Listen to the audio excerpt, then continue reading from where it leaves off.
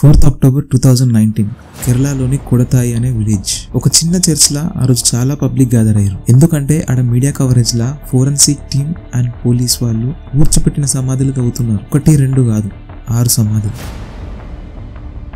ఆ సమాధులన్నీ ఊర్లోని well educated and respected Ponnamattam family. వీళ్ళ డెత్స్ అని 2002 నుంచి 2016 మధ్యలో జరిగినాయి. ఇట్లా పూడ్చిన సమాధులని మళ్ళీ తవ్వడం అనేది మన కల్చర్లో అస్సలు అక్సెప్టబుల్ కాదు. కానీ ఈ కేసులో వాళ్ళ ఫ్యామిలీ మెంబరే తవ్వమని రిక్వెస్ట్ చేసిండు. ఎందుకంటే వాళ్ళ ఫ్యామిలీ మెంబర్ రాయ్ చనిపోయినప్పుడు పోస్ట్ మార్టం రిపోర్ట్స్ లో cause of death cyanide poisoning అని వచ్చింది. సో అందుకే ఆ చనిపోయిన 6 ఫ్యామిలీ మెంబర్స్ డెత్స్ కూడా ప్రీ ప్లాన్డ్ ఏమో అని డౌట్ వచ్చి ఇన్వెస్టిగేషన్ కి రిక్వెస్ట్ చేసిండు రోజు. అతని డౌట్ నిజమైంది. కానీ అంతకన్నా షాకింగ్ ట్విస్ట్ ఏంటంటే అదే ఇంటి కోడలు అంటే చనిపోయిన రాయ్ భార్య జాలీని అరెస్ట్ చేసిరు.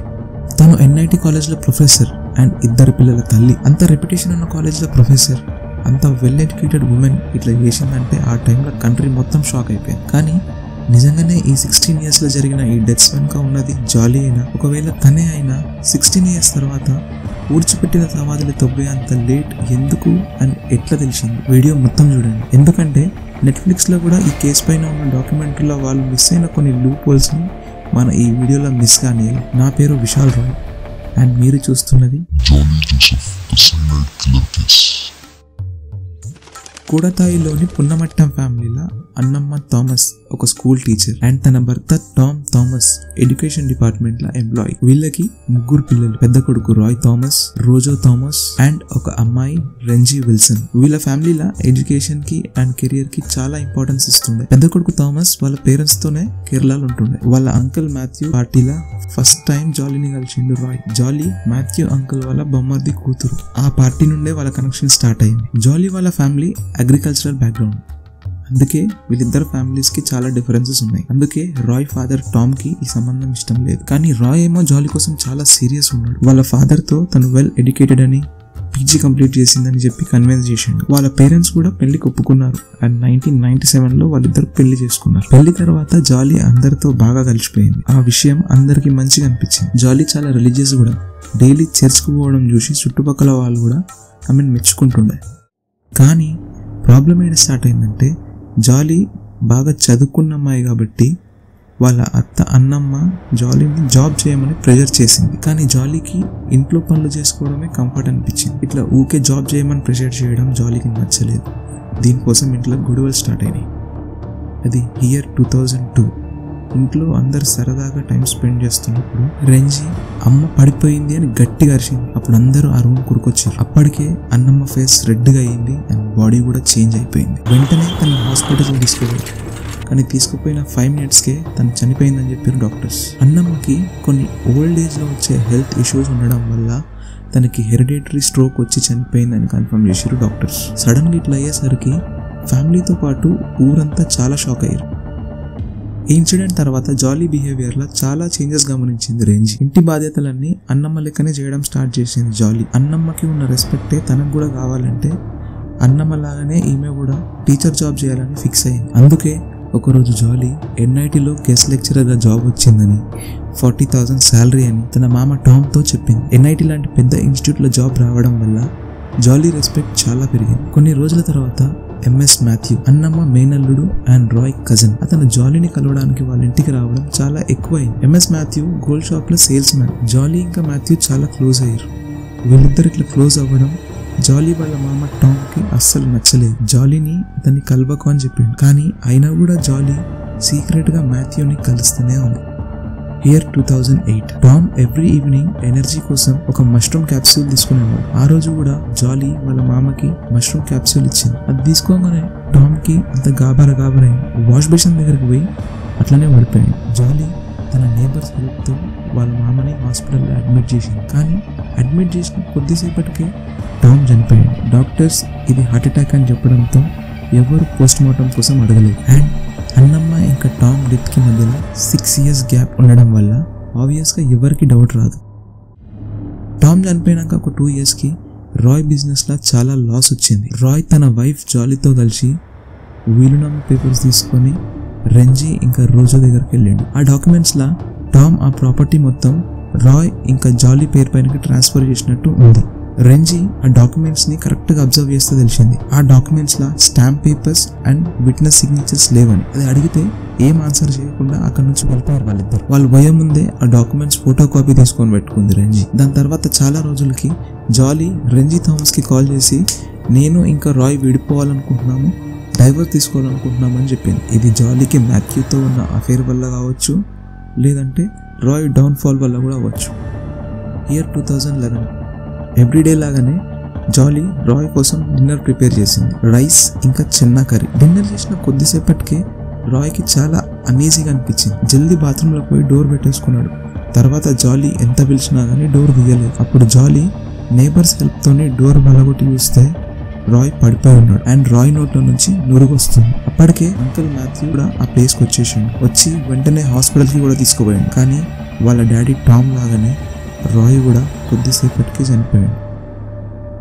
లాస్ట్ 10 years లా వాళ్ళకి ఇది 3rd డెత్. అందరూ షాక్ అయ్యారు. కానీ అంకుల్ మాథ్యూకి రాయ్ డెత్ మీద డౌట్ ఉంది. అందుకే పోస్ట్ మార్టం చేయమని చెప్పిండు. దానికి జాలీ అయినది లేనప్పుడు ఇంకా పోస్ట్ మార్టం ఎందుకని ఆర్గ్యూ చేసింది. కానీ అంకుల్ మాథ్యూ వినకుండా పోస్ట్ మార్టం చేయించిండు అండ్ అతని డౌట్ నిజమైంది. రిపోర్ట్స్లా cause of death cyanide poisoning అని వచ్చింది. పాస్ట్లో జరిగిన చావులకి ఈ చావుకి రీజన్ వేరే. అది కూడా పోస్ట్ మార్టం చేయడం వల్ల తెలిసింది. దీన్ని జాలీ ఎట్లా కవర్ చేసిందంటే రాయ్కి కొన్ని లక్షల అప్పులు ఉండడం వల్ల సైనైడ్ తీసుకొని సూసైడ్ చేసుకున్నాడని చెప్పి ఫర్దర్ ఇన్వెస్టిగేషన్ ఆపేసింది. తన భార్యనే ఇన్వెస్టిగేషన్కి అగ్రీ చేయకపోవడంతో ఫ్యామిలీ మెంబర్స్ కూడా సైలెంట్ అయిపోయారు అండ్ ఇదొక సూసైడ్ అని ఫిక్స్ అయిపోయారు. సర్ప్రైజింగ్గా టాక్సికాలజీకి సంబంధించిన ఒక ప్రిన్సిపల్ ఏం చెప్తుందంటే ఏదైనా కేసులా cause of death cyanide poisoning అని వచ్చిందంటే ఆ కేసుని కంపల్సరీ మర్డర్ లాగానే ట్రీట్ చేయాలని. కానీ ఈ కేసులా అట్లా జరగలేదు. ఎందుకు? ఇయర్ 2012 రాయ్ చనిపోయినాక 1 yearలోనే ఇంటిపైన ఓనర్షిప్ క్లెయిమ్ చేసింది జాలీ. ముందు రెంజీ అండ్ రోజో చూపించిన documents law stamps and witness signatures లేవు. కానీ ఇప్పుడు తను చూపించే డాక్యుమెంట్స్ లా అవన్నీ ఉన్నాయి. ఆశ్చర్యమైన విషయం ఏంటంటే టామ్ చనిపోయినాక ఈ కొత్త పేపర్స్ పైన టామ్ సిగ్నేచర్స్ ఉండడం. ఈ విషయం గురించి రెంజీ ఇంకా రోజో వాళ్ళ రిలేటివ్స్ ని పిలిచి రెంజీ అప్పుడు తీసుకున్న డాక్యుమెంట్స్ ఫోటో కాపీ అండ్ ఈ కొత్త పేపర్స్ పక్కన పెట్టి చూపించింది. అప్పుడు అవి ఫేక్ అని అందరికి అర్థమైపోయింది. సో రెంజీ ఇదే విషయం పంచాయతీ ఆఫీస్లో చేయించి జాలీ ఓనర్షిప్ని క్యాన్సిల్ చేయించింది. అప్పుడే జాలీని వాళ్ళు జైలుకి పంపొచ్చు. కానీ తన పిల్లల ఫ్యూచర్ గురించి ఆలోచించి తనని క్షమించి వదిలేసింది. తను చేసిన ఈ దొంగ పని వల్ల తన క్యారెక్టర్ పైన డౌట్ స్టార్ట్ అయినాయి. అంకుల్ మాథ్యూ కూడా జాలీ ఇంకా ఎంఎస్ మాథ్యూ మధ్య ఉన్న అఫేర్ గురించి వార్నింగ్ ఇచ్చాడు. జాలీకి అది నచ్చలేదు. అయినా ఎంఎస్ మాథ్యూ ఎందుకు జాలీతో ఉన్నాడు, ఎందుకు ఊకేనా ఆమెను కలవనీకి వస్తుండేనో అసలు అర్థమయ్యేది కాదు. ఎందుకనేది వీడియో ఎండింగ్లో మీకే అర్థమవుతుంది. ఇయర్ 2014 ఒక రాత్రి జాలీ రెంజీకి కాల్ చేసి నేను హాస్పిటల్ నుంచి కాల్ చేస్తున్నానని అంకుల్ మాథ్యూ ఇంకా లేరని చెప్పింది. అది వినంగానే రెంజీ షాక్ అయింది. ఎందుకంటే 2 గంటల ముందే అంకుల్ మాథ్యూ రెంజీ మాట్లాడుకున్నారు. ఈ డెత్ కూడా ముందు డెత్ లాగానే హార్ట్ అటాక్ అని తెలిసింది. కానీ ఒక్క విషయం కన్ఫర్మ్ ఏంటంటే అంకుల్ మాథ్యూని కలవడానికి వాళ్ళ ఇంటికి పోయిన లాస్ట్ మనిషి జాలీ. అప్పుడు ఇంట్లో అంకుల్ మాథ్యూ ఒక్కడే ఉండే. అతను చనిపోయిన విషయం కూడా అందరికి కాల్ చేసి చెప్పింది జాలీ. అయినా కూడా ఎవరు పోస్ట్ మార్టం కోసం అడగలేదు. కొన్ని రోజులకి జాలీ ఇంకా షాజు మధ్యలో కొత్తగా అఫేర్ స్టార్ట్ అయ్యింది. షాజు అంటే రాయ్ కజన్ బ్రదర్. అతనికి పెళ్ళై పిల్లలు కూడా ఉన్నారు. అదే ఇయర్ 2014 ఒక ఫ్యామిలీ ఫంక్షన్ లా షాజు కూతురు అల్ఫైన్ సడన్ గా పడిపోయింది. బ్రీదింగ్ కి కూడా ప్రాబ్లం అయింది. అందరూ గొంతులో ఫుడ్ స్ట్రక్ అయిందేమో అని అనుకున్నారు. హాస్పిటల్కి తీసుకోబోతుంటేనే దారిలోనే పాప చనిపోయింది. అందరికీ అది యాక్సిడెంట్ లాగా అనిపించింది.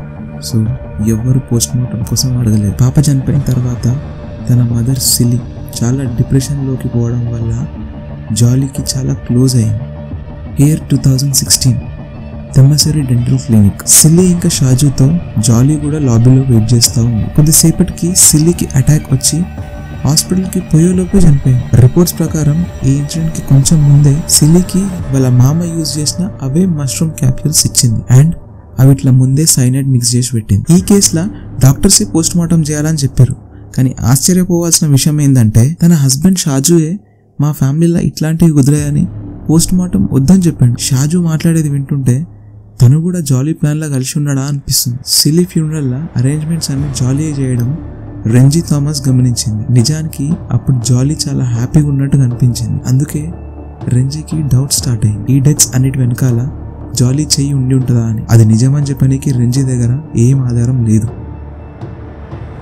ఇయర్ 2017 సిలీ చనిపోయిన 1 yearకే రెంజీ ఇంకా షాజు పెళ్లి చేసుకున్నారు. ఈ ఇన్సిడెంట్ తర్వాత రెంజీకి కన్ఫర్మ్ గా ఇవన్నీ జాలీయే చేసింది అనిపించింది. వెంటనే రోజోని రాయ్ పోస్ట్ మార్టం రిపోర్ట్స్ అడిగింది. ఇప్పటి నుండి కేసులో నిజాలు బయటపడడం స్టార్ట్ అయింది.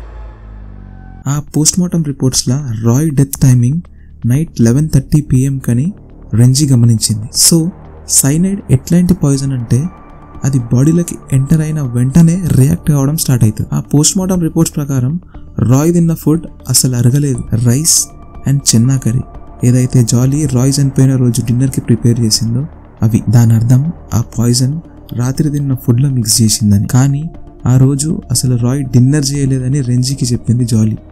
ఈడ క్లియర్గా తెలుస్తుంది జాలీ ఆ రోజు అబద్ధం చెప్పిందని అండ్ తనే రాయ్కి డిన్నర్లో పాయిజన్ మిక్స్ చేసి ఇచ్చిందని.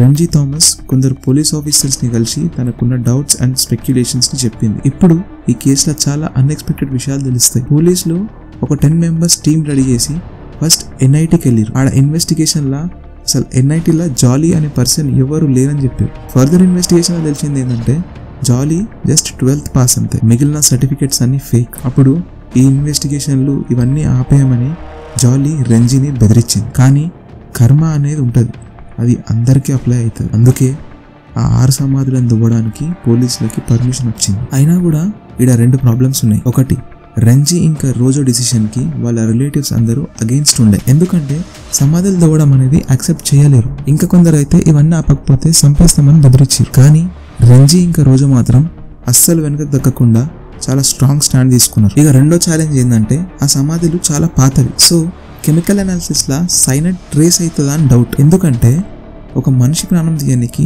జస్ట్ 90 milligrams ఆఫ్ సైనైడ్ సరిపోతుంది. సో ఫైనల్ గా రిపోర్ట్స్ వచ్చినాయి. 4 bodies లా సైనైడ్ నెగిటివ్ వచ్చింది. కానీ రాయ్ అండ్ సిలీ బాడీస్ లా సైనైడ్ ట్రేస్ అయింది.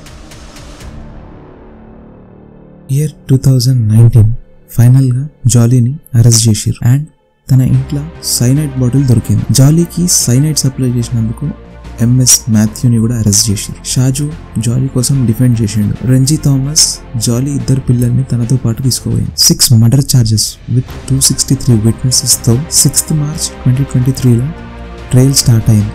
అది ఇప్పటికింకా లైవ్ లోనే ఉంది అండ్ జాలీ ఇప్పుడు డిస్ట్రిక్ట్ ప్రిజన్ లో ఉంది. కానీ జాలీకి మాత్రం ఎట్లాంటి రిగ్రెట్ లేదు. ఎందుకంటే ఒకసారి రెంజీ జైలుకి వెళ్ళి ఇట్లా చేయడానికి రీజన్ ఏంది అని అడిగినప్పుడు జాలీ అది అట్లా అయిపోయింది, నాది క్రిమినల్ మైండ్, ఇట్లాంటివి చేయడంలా వాటిని దాచడంలో నేను షార్ప్ అని అన్నది. ఇంకా బైబిల్లా దేవుడు అందరినీ క్షమిస్తాడని రాసింది, నన్ను కూడా దేవుడు క్షమిస్తాడు అని అన్నది.